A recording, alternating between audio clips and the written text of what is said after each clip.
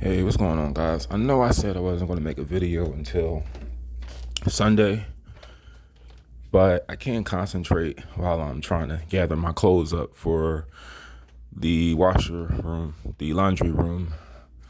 Have a lot of dirty clothes in here I need to wash today. And I was listening to Genesis because today my plan will be Genesis. I already know what a drought is. I know a little bit about the War of 1812, but I can't really articulate it very well. So this is what I'm going to learn today, and I guess I'll break it down on Sunday.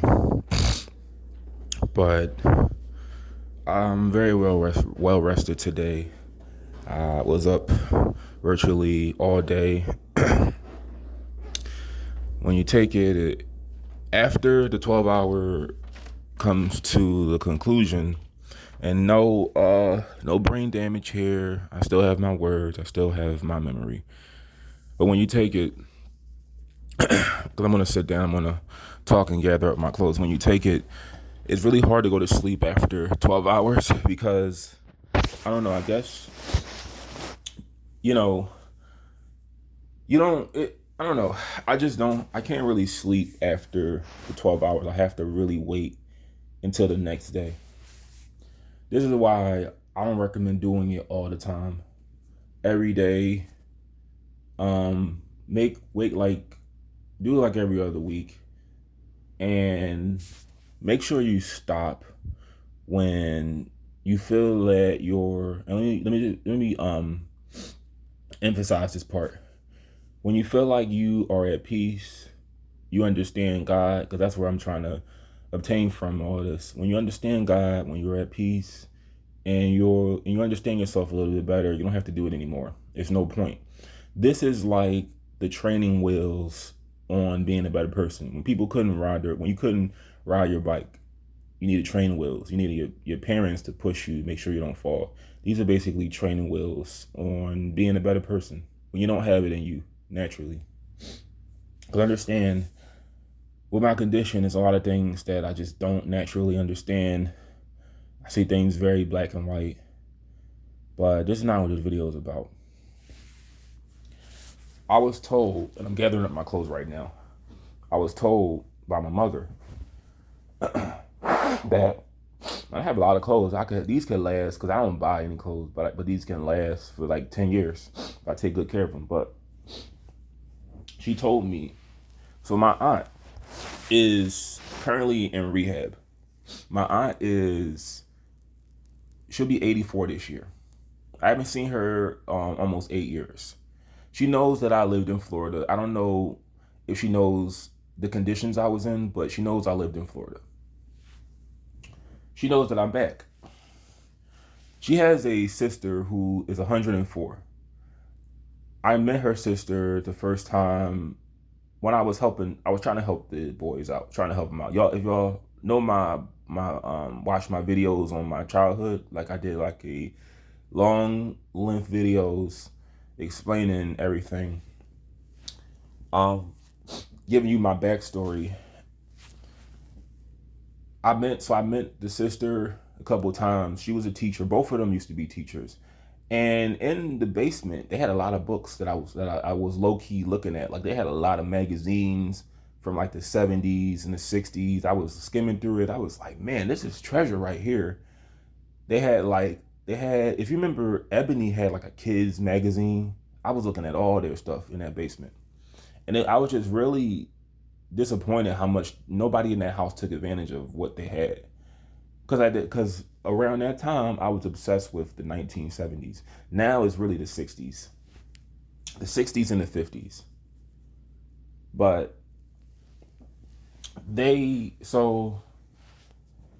she told me the youngest one, he will be 19 this year. He recently dropped out of school. The one that's like me, that has the condition, I'm not trying to tell people's business. I feel more bad for the one with the condition. I was told that he doesn't shower for like weeks on end. He doesn't leave the house. So I learned from Dr. Umar that with a condition like his, well, like ours, you can stay in school until you're about 21, the school that he goes to, because I thought he graduated this year because he was behind one grade, and I was like, he should have graduated last year, as in 2025. And she was like, he's still in school. I was like, okay. And I'm just like, well, how is he in the house? Either he's doing like online school, I don't know, but he's just in the house.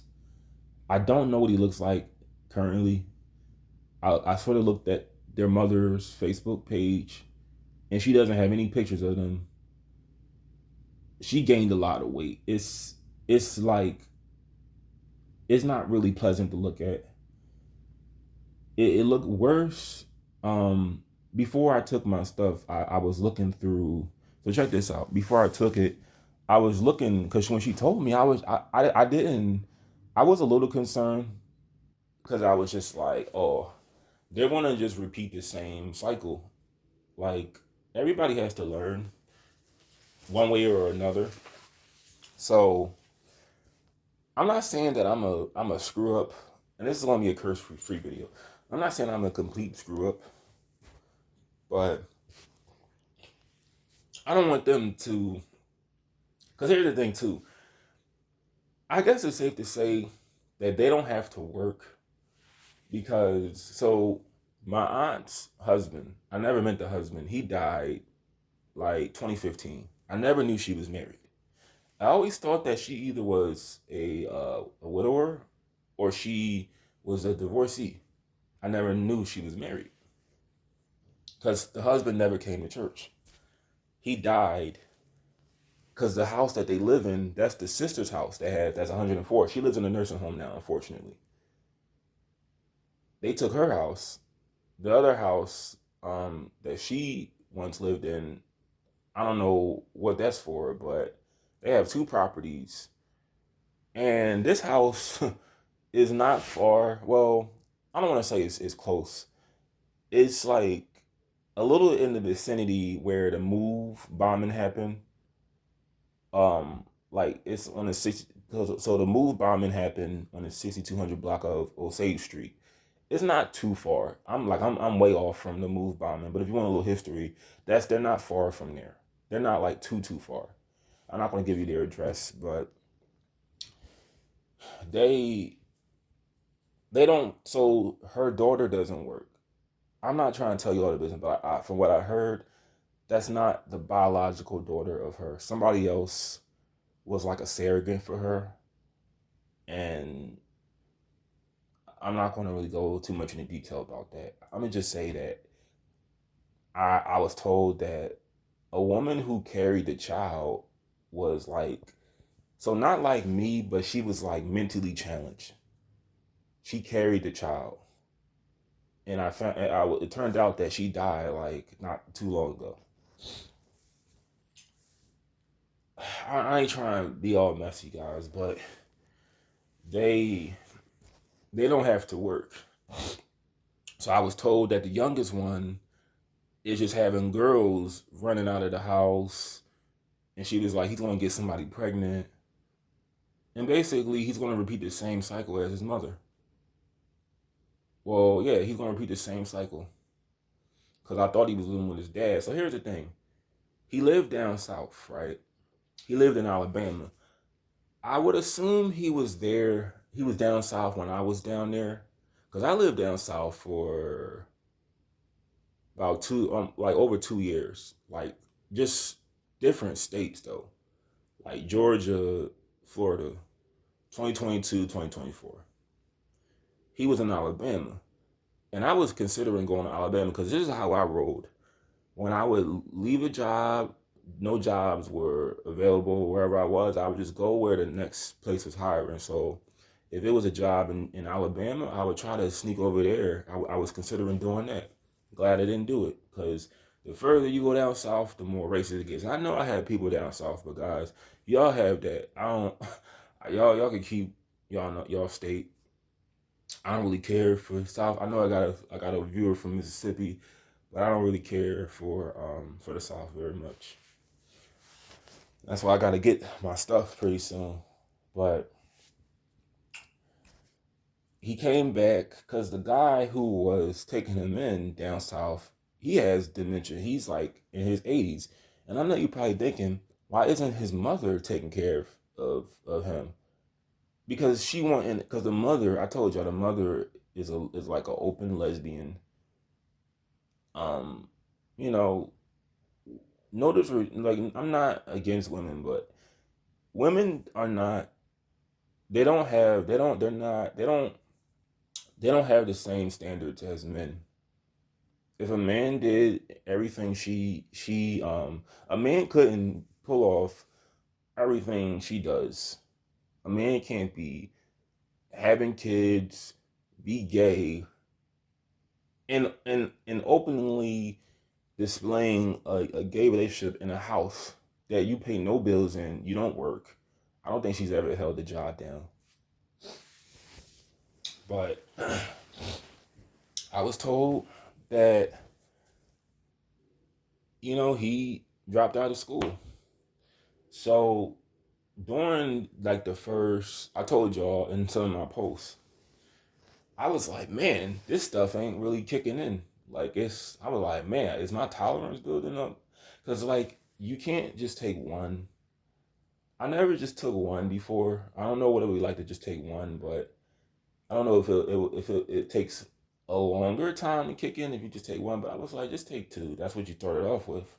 So I was like, man, this ain't really hitting hard because it started off with me, and I apologize, guys, but when I start off doing it, I do look at pictures of just white women, not naked pictures, but just pictures of white women because I don't know, it just sort of calms me down.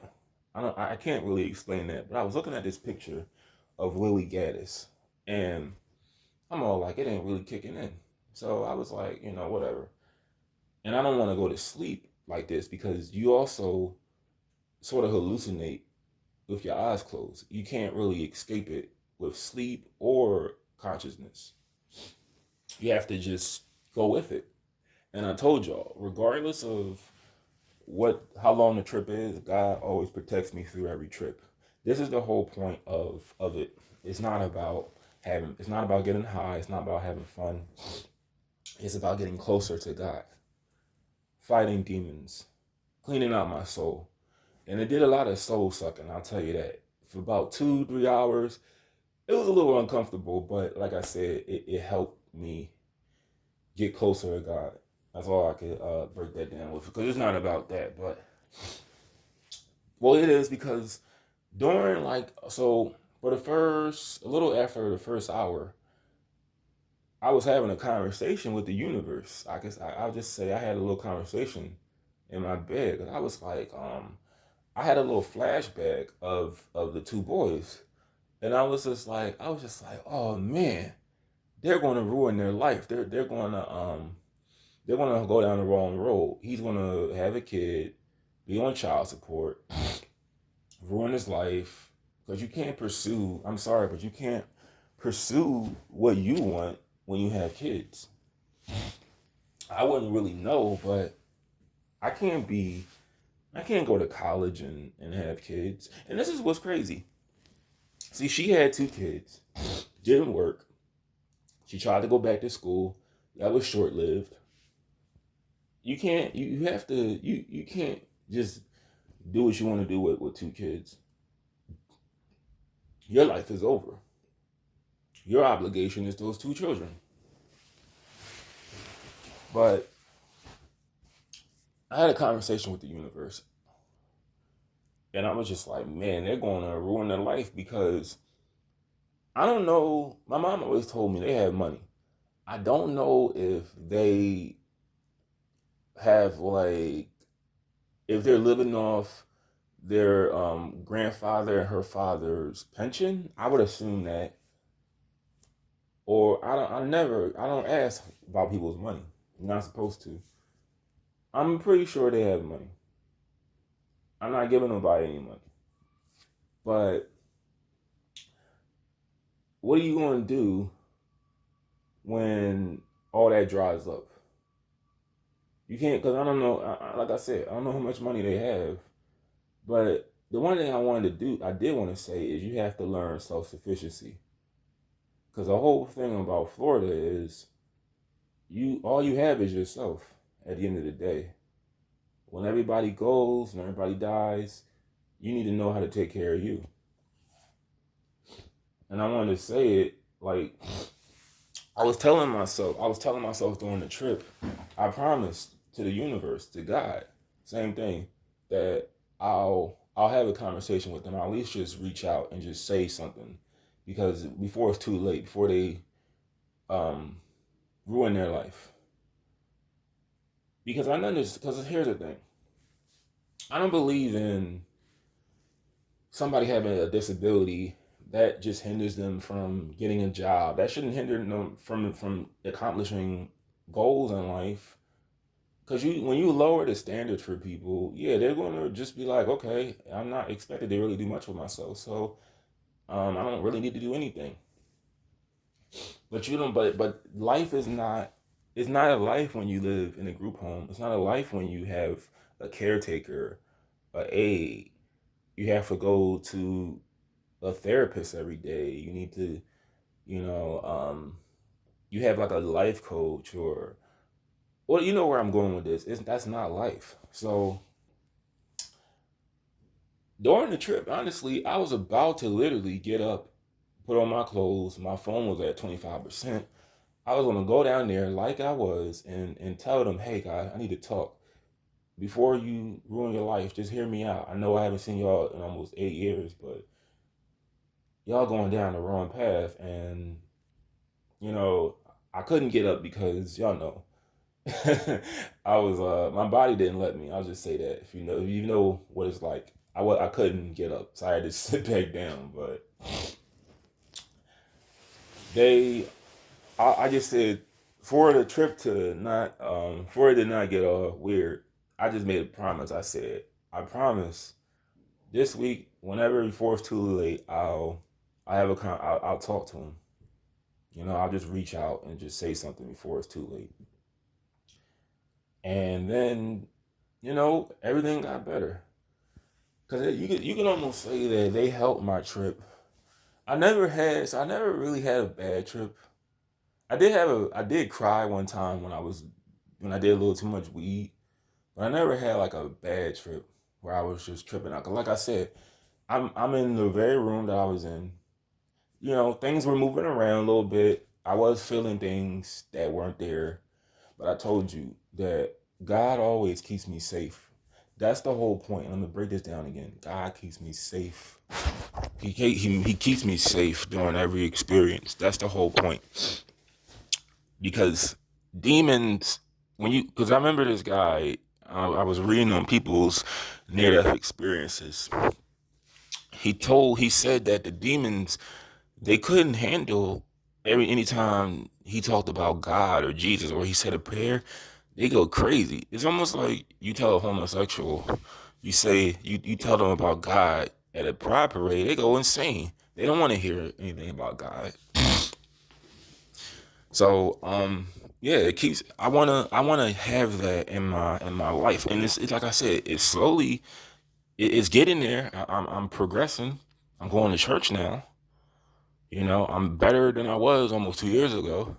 I completely rejected God and religion because all the messed up things that happened to me. You have an ambulance, a man that's called to serve the people, literally almost had me die, and that's the most messed up thing that's happened to me. You know, I had a complete hatred of humanity, but I'm trying to. And another thing too, I learned is you have to block out a lot of that evil stuff. You have to block out a lot of that, the past. You gotta let a lot of that stuff go because it hurts even more. It's not good for your soul. It's not. But this is what it is right now. Two of them, one's not taking care of himself. I don't want to impose anything on them. I know, especially the one like me, he's not really want to talk to me at least now. But I want to at least just reach out and say something because And like I said, I'm not going to give nobody money. I'm not going to go out of my way. But just say something because nobody around there works. Nobody is a positive role model. And the dad obviously, like I said, I be Facebook stalking guys. The dad looks like he's separated from his wife. He has a whole bunch of kids, and they just headed down the wrong path. But I want to say it. I want to be very euphemistic about it, where I could reach him at least. Cause there's no life, man. It's no life just working a job. It's no life. Let me break it down. My back hurts, guys. My back hurts every day doing what I do. But I do what I do so I can do what I want to do. I need to make money. I need to get a car. I need to move out. I need to get my life in order. This is what I have to do right now. It ain't no pity party for me. It's no sympathy I'm looking for. But I want to explain to them your life is going to be more challenging. Well, at least the other one. I don't think the one like me is like dating or anything. But your life is not going to be peaches and cream. Having to take care of a kid, working some job you don't care for. It's just going to be more challenging. And I want to just explain that to both of them. To the one like me, I'm going to tell them, I want to just say self-sufficiency is golden. You don't want nobody trying to do everything for you, and one day, I remember this lady like me, her parents died. She was still used to people doing for her, and she ended up on the street because she didn't know how to work a job. She didn't know how to take care of her own self. And the younger one, at least you could say he's doing better than me, like with his, social life. He's having girls run out the house. So I'll try to say something, but that's the promise I made because they helped my trip go good because it was almost like they were asking me, hey, what are you gonna do? It's like the universe, like God was asking me, what are you gonna do about this? Because they were in it for about 5-10 minutes.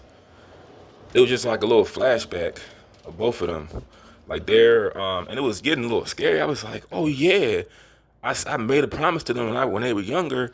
I'll do this, I'll do that, and I was like, I promise, I'll say something, because when I was posting on my wall, guys, I was like, I'm part of the earth. They're part of the earth. They're part of God. I'm not saying I'm a God or anything like that. But whenever time I mention God, I say it in the sense of a creator, and I just say the earth because that's all the same thing to me. But in no way am I God. I will never proclaim that. I'm not no Messiah. I'm not no God. I'm not no one to follow. But I'm literally, my job ain't really. It's not too far from them. I'm not gonna tell y'all where I work, but um, I just stop. I'll try to just. I'm not gonna knock on their door, but I'll just walk around the neighborhood and just ask, hey, you seen so and so, and I'll just sort of like just lurk around till I come upon them, and I just try to have a talk with them. It appears like nobody is doing anything with their life.